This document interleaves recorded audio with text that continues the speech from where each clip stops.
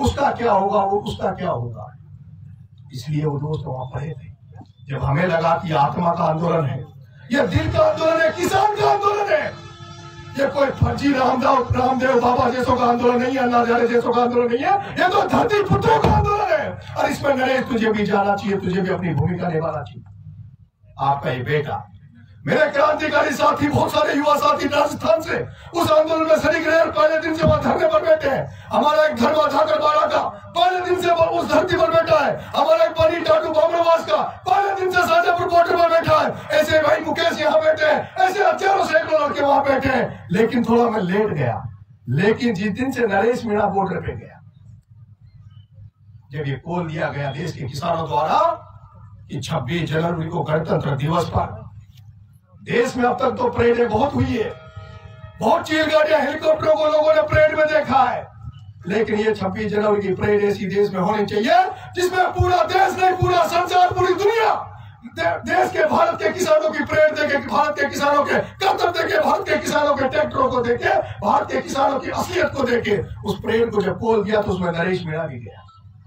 और मैं व्यक्तिगत दोस्तों आपसे कहना चाहता हूं, जो उस परेड में लाल किले पर भी गया, मेरा वायरल कर रहे हैं लोग, भारतीय जनता पार्टी वाले लोग। कल परसों एक नुपुर शर्मा है, कोई भारतीय जनता पार्टी की राष्ट्रीय प्रवक्ता, वो कह रही थी कि राजस्थान का भी कोई कांग्रेस का लीडर उस लाल किले पे था। अरे बीजेपी की प्रवक्ता, तेरे से मैं कह देना चाहता हूं, हाँ मैं राजस्थान से गया था, लेकिन मैं कांग्रेस का नेता बन के नहीं गया, मैं किसान बन के, मैं किसान बन के गया था। और मुझे फोन भी आ रहे हैं कि भाई साहब आपको उसमें जेल भी हो सकती है, आपका केस भी लग सकता है।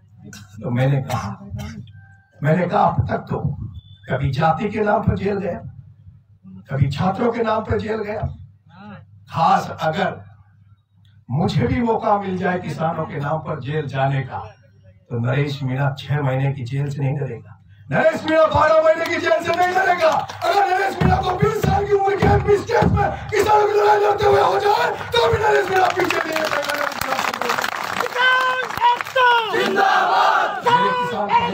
जिंदाबाद। मेरे पंच पटेलों, जो मुकेश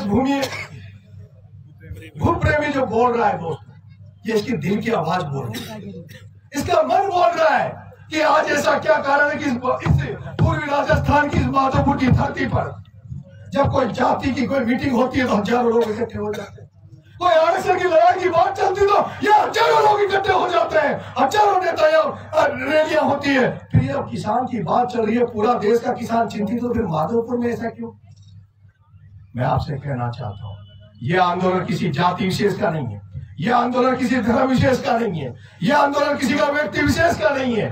क्योंकि पंच पटेलों, आपने अब तक पार्टियों की राजनीति में, पार्टियों की रैलियों में तो बहुत गए होंगे, नेताओं की रैलियों में भी बहुत गए होंगे, लेकिन ये अन्नदाता की लड़ाई है दोस्तों, ये अन्नदाता की लड़ाई है, ये देश के लोगों के पेट की लड़ाई है। अगर इसमें आपने इस वन में अगर आहुति नहीं दी तो आपको धिक्कार होगा, लोग आपको गाली देंगे। मैं आपसे कहना चाहता हूँ, नरेश मीणा आपसे बोलना चाहता है कि मेरे पंच पटेलों, सभा जो है ये सभा नहीं होकर एक पंचायत है, और पंचायत में निष्कर्ष निकलना चाहिए और इस धरती पर निष्कर्ष निकलना चाहिए। लेकिन कई लोग अभी सोशल मीडिया का जमाना, कई लोग बटे हुए हैं, एक कहता है कि दिल्ली चले, एक कहता कि फिर पंचायत करते हैं, एक कहता कि रोड पे आ जाए। तो ये लोग बटे हुए हैं। जब तक आप कमेटी नहीं बनाओगे, जब तक आप एक साथ सारे लोग इकट्ठे होकर तय नहीं करोगे इस आंदोलन को हमें किधर ले जाना है, इस आंदोलन को कैसे ले जाना है, तब तक आप सफल नहीं होगे। ये मीटिंग हो जाएगी, कल एक मीटिंग और हो जाएगी, उससे फायदा होने वाला नहीं। लेकिन आपसे कहना चाहता हूं कि जो संयुक्त मोर्चा, किसान मोर्चा जो दिल्ली में बॉर्डर पर बैठा है, जिसमें राकेश टिकैत साहब बैठे, गुरु नानक चिड़ूनी साहब बैठे, हमें यह तय कर देना चाहिए कि वो जो कहेंगे, और दिल्ली बॉर्डर से जो किसान नेता बैठे हैं वो जो कहेंगे वही हमें करना है। और अभी तो उन्होंने एक बात कही है, अभी तो उन्होंने सिर्फ एक बात कही है कि 26 तारीख को पहले तो हमें परेड निकालनी थी, और अगला उन्होंने ऐलान दिया है कि 6 तारीख को पूरा देश का चक्का जाम करना है, पूरे देश के रोडों को जाम करना है। इसलिए अभी हमें सबसे पहले 6 तारीख के चक्का जाम के कार्यक्रम को सफल बनाना होगा। और मेरे भाइयों, मैं आपसे कहना चाहता हूं, जिससे आपकी लड़ाई ये नरेंद्र मोदी है, ये नरेंद्र मोदी और अमित शाह है। इनसे लड़ना बहुत आसान नहीं है। आपको पता होगा कि पहले एक कानून बना था SC/ST एक्ट को खत्म करने का। उस कानून के माध्यम से दलित और आदिवासियों का जो अधिकार था उसको छीनने का प्रयास किया गया था। पंच पटेल उसमें इतनी भागीदारी से आप सामने नहीं आए थे। पंच पटेल उस आंदोलन में सामने नहीं हुए थे, लेकिन इस देश का छात्र, इस देश का युवा उस कानून के खिलाफ सड़कों पे उतरा था और उसने मोदी से कहा कि मोदी तेरी गुंडागर्दी नहीं चलने देंगे, SC/ST एक्ट को खत्म नहीं होने देंगे। और आपको पता हो तो हमारे लोगों ने उसका विरोध किया, मोदी को कानून वापस लेना पड़ा, नहीं तो हम खत्म हो जाते। उसके बाद नरेंद्र मोदी ने एक कानून फिर लाया, और वो कानून कौन सा था? NRC और CA। वो कानून था NRC और CA। ये इस देश के मुसलमानों से कह रहा था कि तुम ये सर्टिफिकेट दो कि तुम इस देश के वासी हो, और उन मुसलमानों के साथ साथ उन सभी लोगों को जो इस देश में अल्पसंख्यक है कि आपको सर्टिफिकेट देना होगा कि आप इस देश के वासी भी हो नहीं हो। और आपको पता है पूरे देश में मुस्लिम संगठनों